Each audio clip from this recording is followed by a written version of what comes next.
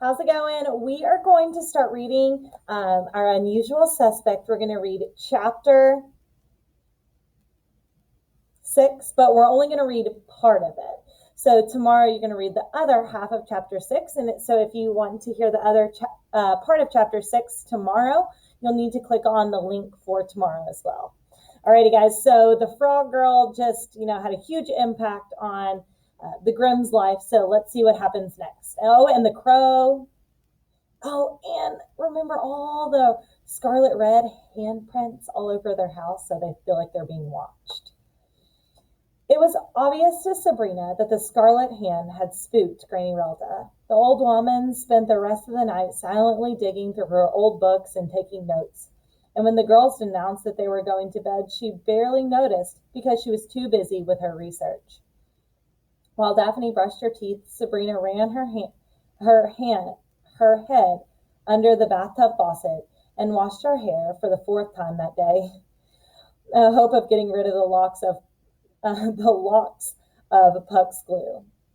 When they both finished, they headed for their bedroom and they got into their night clothes. Daphne pinned her deputy badge to the front of her footy PJs and brought out its shine with the good buffing. Then went to her father's desk, which was slowly morphing into a beauty parlor, and took a hairbrush from one of the drawers. "Can I?" she asked. Daphne nodded, and her little sister climbed up onto the bed, took the towels off the older girl's head, and ran the brush through her long blonde hair. For some reason, brushing Sabrina's hair helped calm Daphne down so that she could go to sleep. After finding a dead body, attacked by a frog girl, nearly dying with Granny behind the wheel of a car, and having the house vandalized right underneath the Grimm's nose, Daphne would be brushing for a long time, Sabrina suspected. "Are you okay?" she asked. "I can't get Mr. Grubner's face out of my head," Daphne replied. "Try not thinking about it." "But we have to think about it.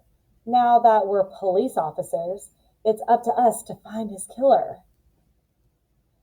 "I think we should let the sheriff handle this one," Sabrina said. "We made a vow. Besides, we are the Grimms, and this is what we do," Daphne said. "Yes, I know, but it is what we do. Mom and Dad are still out there, waiting to be found and rescued," Sabrina interrupted. "We'll find them," her sister promised. "When? We've been living here for 3 weeks, and all of our time has been spent killing giants, catching Lilliputians, and now tracking giant murderous spiders. Mom and Dad should be our priority." It's crazy that they've only been there for 3 weeks. It seems like they've been there forever. "The mayor needs our help." "Daphne, what if he just is trying to keep us busy so we can't look?" "How do you know that Charming isn't the one who has kidnapped our parents?" "He wouldn't do that." "He's an ever after, Daphne." "What is that supposed to mean?" Daphne asked. "He can't be trusted," Daphne exploded. Daphne looked at her as if she didn't recognize her. It was an expression more hurtful than any word she could have ever said. "Daphne, they hate us. Our family locked them in this town. Why wouldn't they? Why wouldn't they want to? Excuse me. Why wouldn't they want to do harm to us? And you saw the handprints as well as I did.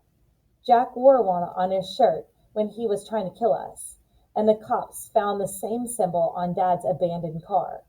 They're all connected, and ever afters are behind everything," Sabrina tried to explain. "Sabrina, not all ever afters are bad." "How do you know?" the older girl insisted. Daphne set the hairbrush on the nightstand and crawled under the covers and turned her back to her sister. "I just know," she mumbled. "Stop being so naive," Sabrina snapped. "What's naive?" the little girl asked. "It means you believe something because you're so dumb to know better," Sabrina said, and immediately regretted how the words came out. She wasn't trying to insult her sister, but the little girl's thinking was so simple and just silly. "I really don't like you very much right now," Daphne said. Sabrina stared at the ceiling, feeling too justified to apologize. Oh well, it wouldn't be the first time Sabrina and Daphne had given her the silent treatment. She'd get over it. You'll see, I'm right soon enough, Sabrina said, but there was no response. Good night. I don't like it when they fight. Her sister said nothing, so Sabrina snatched the copy of the Blue Fairy book off the nightstand and opened up to page 1. Maybe there was something in this book, some kind of magic she could use to find her parents. Someone in her family had to do something. Early the next morning, Sabrina woke to a thundering racket, followed by a series of thuds and crashes and a knocked a picture off the bedroom wall. Something was going on at the end of the hallway, and it sounded like a fist fight. Sabrina knew there could be only one source of the chaos: Puck. She eyed the clock, and seeing that it was 5 a.m., her blood began to boil. 5 a.m.? It's way too early for this nonsense. Of course, Daphne slept right through the calamity. Snoring away in a peaceful slumber, the little girl could doze through World War III. The only thing she couldn't sleep through was breakfast. Sabrina leaped out of the bed and marched down the hallway. The terrible prank from the day before had taught her not to barge into the boys' room. So she angrily banged on the door, and after several moments, she realized the tremendous noise wasn't coming from inside Puck's room, but from the bathroom down the hall. Fearing her grandmother might have fallen in the tub, Sabrina rushed down to the bathroom door, grabbed the doorknob, and flung it open just as a nearly naked 11-year-old boy ran past. Puck! Granny Relda cried. Come back here! Mr. Canis leaped to his feet and rushed past Sabrina, chasing the boy as they fled down the stairs. What is going on? Sabrina asked.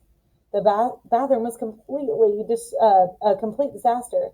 The bathtub was surrounded by a dozen empty bottles of shampoo, what looked like the wrappings of at least 20 bars of soap, and inside the tub was filled with an oily black sludge that slowly spiraled down the drain. On the toilet was a bucket of 4 fat worms, several dead beetles, a hand grenade, and 36 cents in change were collected. Puck is having his bath. His 8th bath, Granny Relda said, partly exhausted and partly annoyed. You've let him out, and now he'll probably go into the woods and start rolling around. Who knows? Not that I'm complaining, but why is he taking a bath? Sabrina asked suspiciously. Puck hadn't taken a bath since he'd moved into the house, and he had an unbearable stink that had ruined many meals for her. One whiff of his nauseating aroma was all anyone needed to realize the Trickster King and soap were bitter enemies. I felt it was necessary under the circumstances, said Granny Relda. Sabrina noticed the old woman was wearing plastic gloves to protect her hands and a pair of safety goggles. Circumstances? What circumstances? Before Granny could explain, Mr. Canis stopped into the room with the boy in his arms. Slippery Puck squirmed and kicked the entire way. This is rubbish, he shrieked as the old man wrapped him in a clean towel. The tub is clogged again, Granny Relda said. I suppose we could try another round on the teeth while it drains. Sabrina eyed the bathroom sink, where 4 worn-down and abused toothbrushes had met their doom. Several tubes of toothpaste littered the floor, and each thoroughly emptied of all of its cavity-fighting protection. Will someone please tell me what's going on here? Sabrina demanded. Puck turned and smirked at her. A devilish gleam sparkled in his eyes, and it temporarily seized his indignant protest. Guess what, Piggy? I'm going to school with you today, he shouted as he kicked the door open in her stunned face. I'm going to be your bodyguard. Yes, you absolutely do need a bodyguard, Granny Relda argued with Sabrina as she tried to pat Daphne's hair down with her hand. The little girl's glue-soaked locks were still forming unusual styles. Today it looked like a pointy mohawk that stood about a foot and a half over her head. Sabrina's own hair was super curly after multiple shampoos, producing an almost perfect globe shape, like a little bit, like a big yellow tennis ball. Finding little success with either of them, Granny gave up and turned her attention to serving each girl glow-in-the-dark waffles for breakfast. We've got a murderer loose in the hallways. I feel better if there was someone there looking after you. But why Puck? Sabrina cried. Why don't you come? You could, you could use a fairy godmother wand to change yourself into a kid. You'd like a kid. You'd look like a kid, but you'd still be just an old lady. But I'd still just be an old lady, said Granny. You need a bit more of a, You need someone a bit more spry than me if something happens. Actually, Daphne said, shoveling half a glowing waffle into her mouth, I think it's a good idea. He looks and acts our age. Plus, he's fun. Sabrina shot her sister a betrayed look, but the little girl didn't see it. Daphne was still giving Sabrina the cold shoulder. She refused to make eye contact with her older sister and turned back to her breakfast. Again, I just don't like it when they fight. You won't think he's fun when he turns into a monkey and throws his own poop down the hallway, Sabrina said. And it's not like the kids aren't going to notice. You can give him all the baths you want, but he's still 15 layers of crud under his pits. He smells like Coney Island after a clam eating contest. Excuse me, Puck inquired. The boy had slipped into the room without anyone seeing. Sabrina turned to give him an unusual scowl, but then what she saw was shocking. Puck was transformed, clean, shiny, and blonde.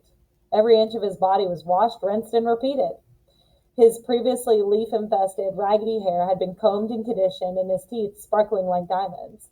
Even his ever-present ratty green hoodie and jeans had been replaced with black cargo pants, a striped baby blue rugby shirt, and a brand new sneakers. Puck, you're, Sabrina stammered. You're a hottie, Sabrina shouted. Sabrina hated herself, but she agreed. Puck, the shapeshifter, the royal pain in the rear, was cute. She found she couldn't stop staring, even when he caught her. Yes, it's true, he said. I am beautiful. Puck grinned at Sabrina. His big green eyes made her melt. Granny placed a plate of waffles in front of him, and he shoveled them into his mouth with his bare hands. Whatever spell was cast on Sabrina quickly faded as she watched him pour maple syrup down his throat, then took a greedy bite from a stick of butter. Puck, Granny rolled a groan as she wiped the syrup off the boy's face. Use a fork. You don't want to have to take another bath, do you? Don't worry, old lady, he said with a grin. I'll behave. Besides, who's going to notice me with these two in their hair? Suddenly, his head morphed into a donkey's head. He brayed and laughed and spat all over Sabrina. Puck, sweetie, no shape-shifting at the table, Granny Rildo lectured. Just getting it all out of my system, the boy said, transforming back into normal. Sabrina wanted to die. Even when he was being disgusting, he was cute. Puck looked over at Sabrina, who was wiping the spitful off her face. Excuse me. Hey, ugly, is that your face or did your neck throw up? Sabrina was horrified. Did he think she was ugly? Why would he say such a horrible thing in front of everyone? And then it dawned on her. This beautiful boy sitting across from her was still Puck the trickster. He was the boy who dumped her into a tub of goo and put a tarantula in her bed. Puck was still Puck even after his makeover.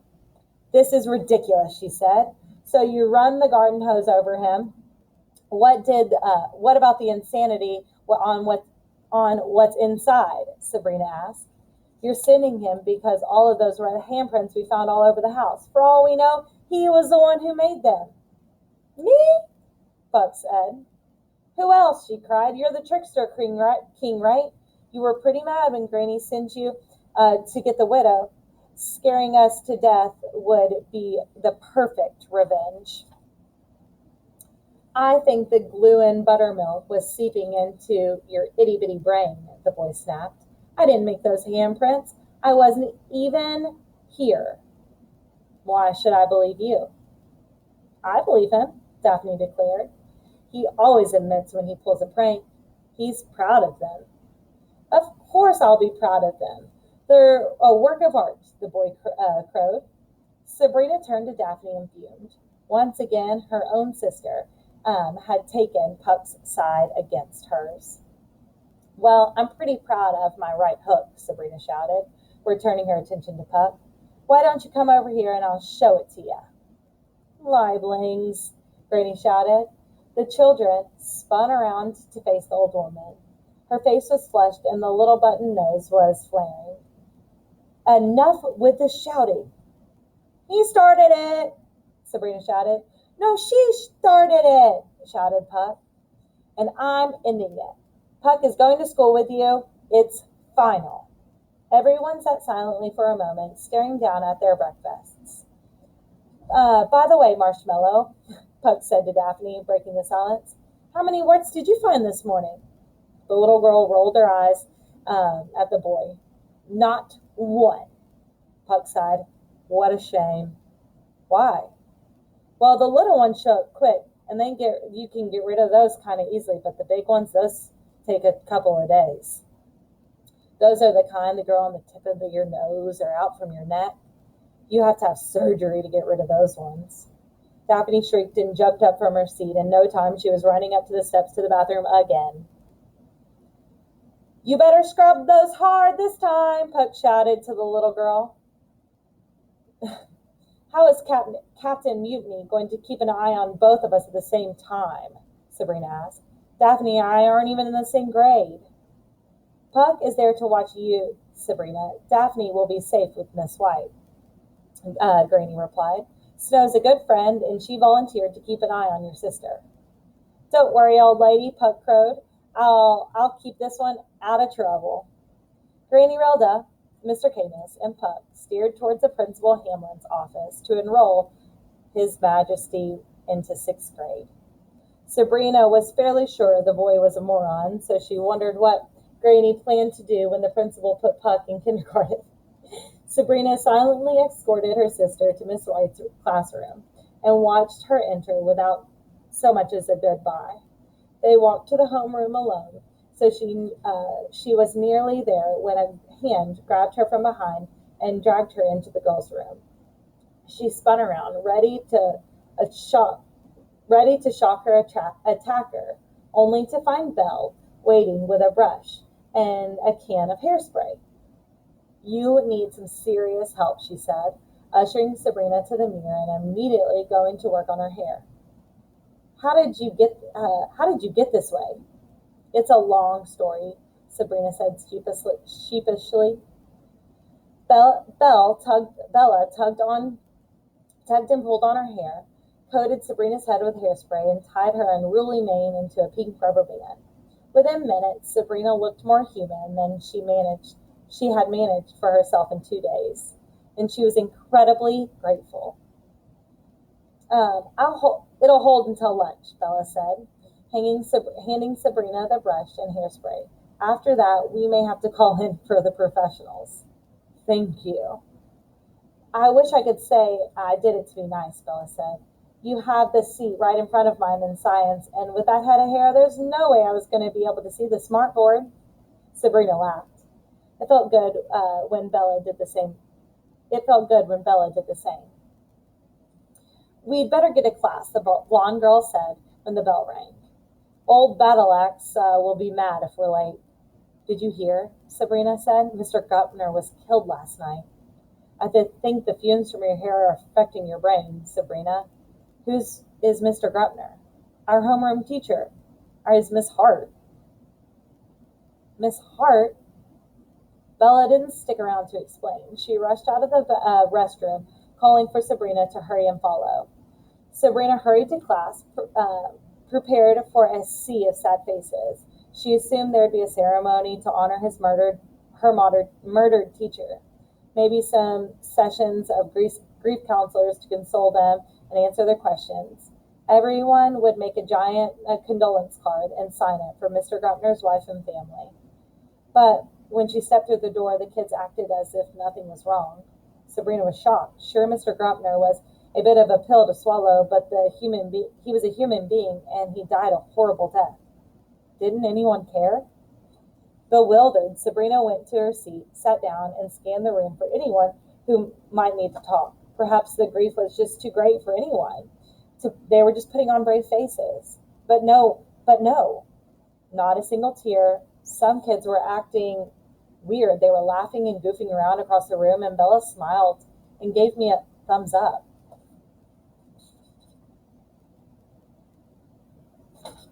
The world has gone insane, Sabrina thought to herself. A man died in this class less than 24 hours ago, and they're acting like it's just another day. A roly-poly woman lumbered into the room and set a handful of books down on Grumpner's desk. She wore a flaming red hair in a bouffant, and her makeup was so thick and garnished, it looked as if she had applied it with a paintball gun. Something about her seemed oddly familiar. Clam up, losers, she barked. Yesterday, we were talking about attentive verbs. Pass your homework forward and see how badly you did identifying them. Sabrina was dumbfounded. Homework? Grumpner didn't assign any homework, Sabrina said to the girl sitting next to her. Who? The girl asked, taking out her assignment and handing it aside. The teacher glanced around the room, absorbing the faces of her students. When she spotted Sabrina, her mouth twisted into a bitter scowl. It was then Sabrina recognized her. Sabrina and Daphne had met her when they snuck into the Ferryport Landing fundraiser ball. Her new teacher was the Queen of Hearts. Grim, she snapped. A word, please. Sabrina reluctantly got out of her desk and joined the woman in the front of the room. She knew from reading Alice Adventures in Wonderland that Miss Hart had a short fuse. More than a few citizens of Wonderland were missing their heads because the Queen lost her temper. Now, as she looked into Miss Hart's face, it seemed to Sabrina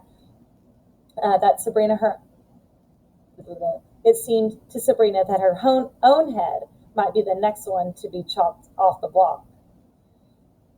I know what you're up to, Grim, the Queen said in a low voice. I'm not sure what you mean. Don't talk to me like I'm a fool. I know you're spying on me, the woman said. Well, you can tell all the your old busybody grandmother of yours that she's wasting her time. I'm not spying on you, Sabrina said, feeling her anger rise sharply.